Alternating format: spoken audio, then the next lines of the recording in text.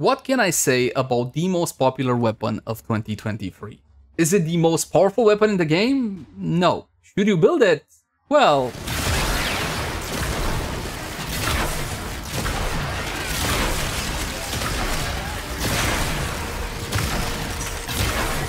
Hey guys, welcome back. As always, my name is Leyzar, and today we're going to be rediving deeper into the Nataruk. This is not exactly a new player friendly weapon, but my videos still contain that new player friendly approach. That said though, in case you're a veteran and you already know most of this stuff, you can either skip ahead or have a bit of patience. And with that out of the way, let's jump into the Nataruk. Let's begin by checking out how the weapon handles without any mods equipped. And for that, just a couple of our regular free shots. The Nataruk is a traditional style bow that can be fired in 3 distinct ways. You got the normal way, the quick shot way, and in this one it's a basic traditional style bow. It fires an arrow. You should be going for headshots because you do have that fantastic headshot multiplier. And the arrow essentially is a form of energy arrow that disappears after a couple of seconds. And yes, you saw right, it has infinite ammunition. So that means you can spam it to your heart's content. But that's not the optimal way to fire the weapon. If you want double damage, more critical chance, more critical damage, basically more everything, you want to go for a fully charged shot, like so, which will take a while to charge, but then again, you are fighting a much more thicker and more potent projectile that has infinite body punch through. That's right, my friends, it's going to be going through everything within your path, but not through obstacles. If you want it to go through obstacles, then you're going to have to build punch through on the weapon.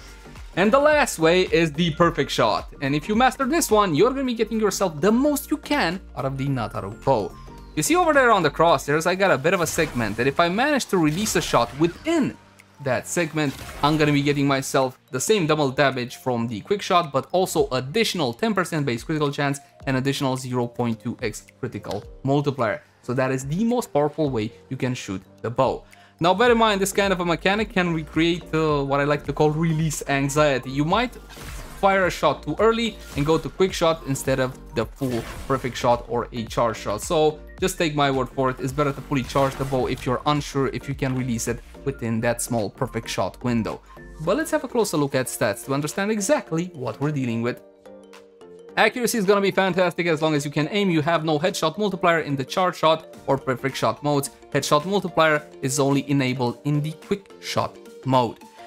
Critical chance only 20% as a base with a 1.8x critical multiplier on quick shot, 450 damage total between puncture and slash, and the very large majority is gonna be tararam param puncture.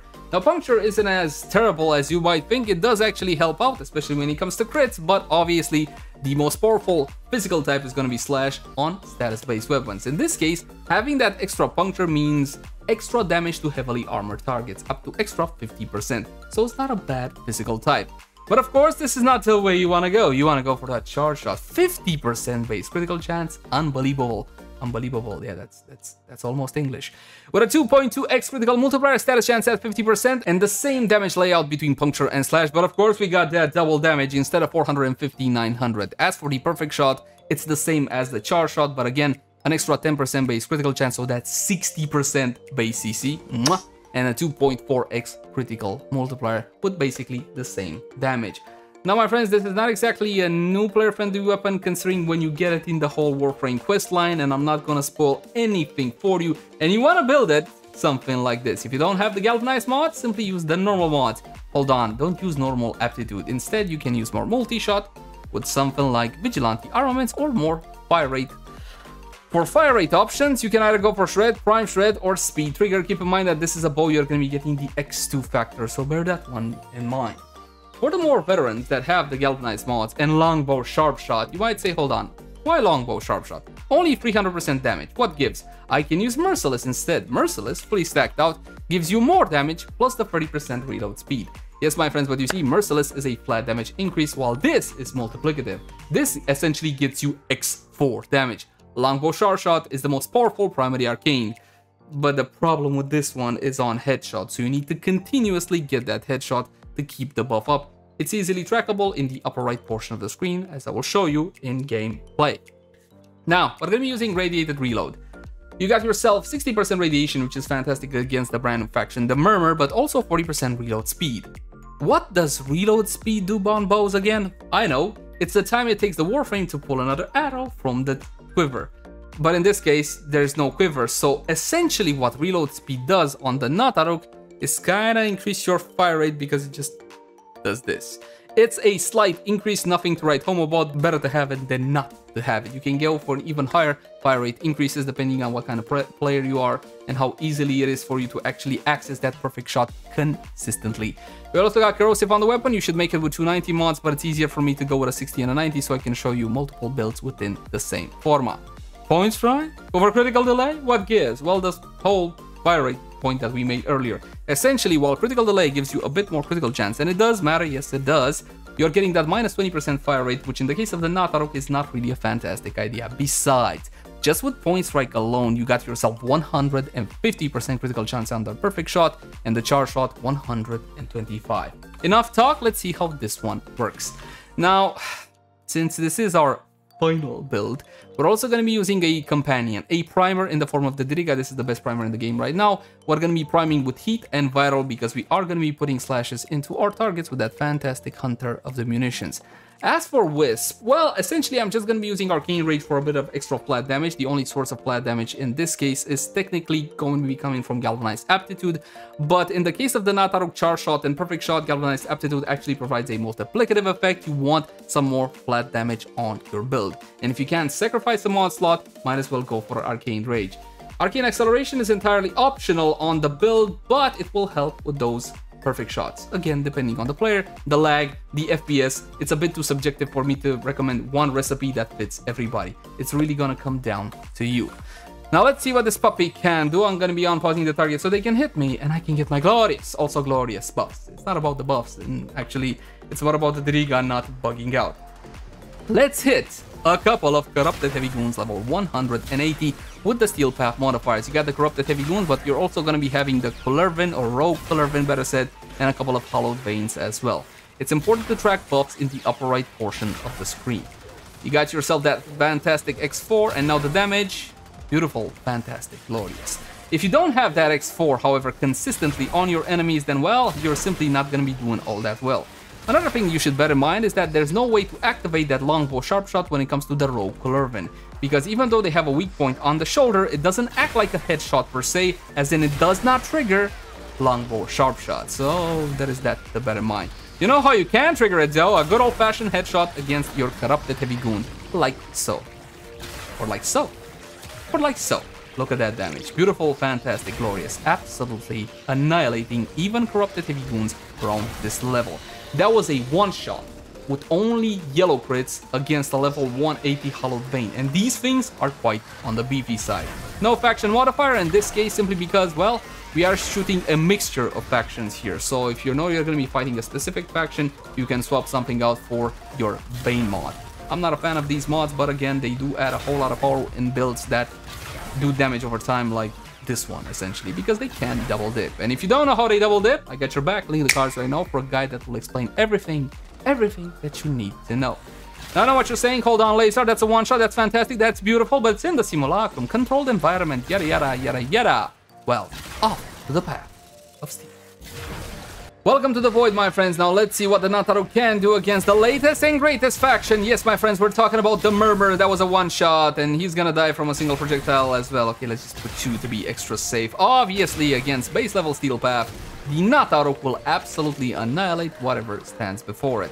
And make sure you use that infinite body punch route to your greatest advantage, because it is quite glorious when you see that projectile essentially puncture an entire corridor. It is fun, it is enjoyable. You know what is a bit more on the difficult side, however? Longbow sharp shot. In actual gameplay, because again, on paper, it's fantastic getting that 4x. But in actual gameplay, keeping that buff up consistently, with every single shot and not prioritizing going for the maximum AoE, well, yeah, it gets a little bit fuzzy. So you can replace it with something like Merciless, and boom, that is your flat damage source instead. But I would be remiss if I didn't show you the quote-unquote maximum damage, bruh. I gotta show you Longbow Sharp Shot in some builds, because if not, we're just not gonna use it, which is a little bit kind of a crying shame. However, well, 1.5 mil, not bad. If you are the sharpshooter kind of guy, then you're gonna be loving yourself on arcanes such as that one, because it does provide a huge damage benefit. As for the weapon itself, well, of course, for normal level steel path, I'm just gonna clear house. I have no issue, I have no problem. I'm destroying everything that stands before me, and I'm just using perfect shots and fully charged shots, never for quick shots. So I do have a build on quick shots just a tad later. Shooting all this fodder, however, doesn't really prove much of anything. How about I show you some Acolyte gameplay, huh? The Acolyte should be coming right down the middle. Pretty sure we made contact there. There it is. Oh, I think I got to hit him twice before he hit the dirt. That was beautiful. Fantastic, glorious, stupendous. As for quick shots, this is not something I would recommend you do with the Nataruk. It's not what it excels at, but let it be said, a quick shot build actually works on the bow, as I will demonstrate right now on the exact same targets as before, and then we're gonna take it to steel path as well.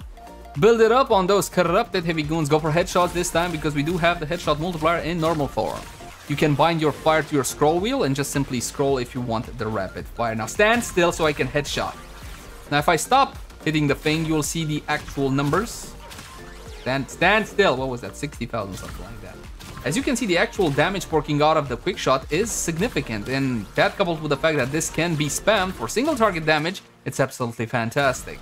But for multi-target or AoE-ish, well, you're not getting that infinite body punch through. And if you're not getting that infinite body punch through, then what the hell is the point of the Nataruk? It's still fun, it can work. A quick shot build can work. It's not something I recommend, but if this is your style of gameplay, then by all intents and purposes, my friends, enjoy. The Nataruk packs a punch in full charge, quick charge, no charge. Just shoot it at the goddamn enemies and you should, theoretically, be good. What do you know? This is Steel Path against the Murmur base level, and we're gonna do a quick shot build. Would it do great? Well, in a survival, when you got so many enemies and you essentially got no area of effect, not even punch through? No, it's not gonna do so well. However, it's still fully capable of annihilating enemies without any issue whatsoever, as you can see. That said, in a mission such as this, I will use an area of effect weapon, or if you're using the Nataruk, obviously, again, with a perfect shot or charge shot build, whatever you prefer. Still, I can kill with no problem. There was a show called Forged in Fire, and there was this cool guy that would inspect the weapons, and he could say this really cool line. It was like, "It could kill," or something like that. This is how this weapon is. It can kill. Is it optimal for such an endeavor? No, not exactly. Especially not in 2024, when AoE is the norm and there's Warframe coming out on mobile tomorrow, if I'm not mistaken. And obviously, since you're playing on mobile, I'll tell you what's the best weapon for mobile. Oh, and in case you got curious about the build, why am I using internal bleeding instead of hunter munitions? That's because you got guaranteed impact procs in quick shot mode. I don't know if I mentioned that or not. But yes, that coupled together with the 20% base critical chance, we're gonna go critical delay and internal bleeding for more slashes over hunter munition. So the same does not apply in charge builds. You're not getting guaranteed impact procs out of fully charged or perfect charged shots. Now what about that Nataruk? Is it actually good or not? What are you talking about? Is it actually good or not? Obviously it's good. It's one of the most fantastic bows in the game, but you see, in there lies the problem. It's a bow. But still, it's a bit of an AoE bow. It's a bit of an Arca Plasmor bow, so I'm just gonna categorize it as one of the Arca Plasmor family. And you know what? It does a goddamn good job for what it is. It clears corridors upon corridors of steel path enemies with basically no effort on your part. If you can do perfect shot, then do a perfect shot. If you can't do perfect shot, then boo freaking who, go for a fully charged shot. You're still gonna be getting yourself that fantastic damage and that fantastic infinite body punch through. Highly recommend the weapon to just about anybody. Now granted, you don't have the usability advantages to something like an automatic rifle, granted, but you know what? You can live without. Especially considering the amount of damage this one can fork out and how subjectively fun it can be. I mean, at the end of the day, doing this is honestly fun. As always, my name has been Leyzar. Thank you guys so much for watching. Like, favorite, share, and subscribe only if you enjoy the content. If you got any feedback for me, by all intents and purposes, drop it in the comment section down below. You can also find me on Twitch, Facebook, Twitter, all the usual places. And if you got any suggestions for content, you know where to leave it. I'll catch you guys in the next one. Bye.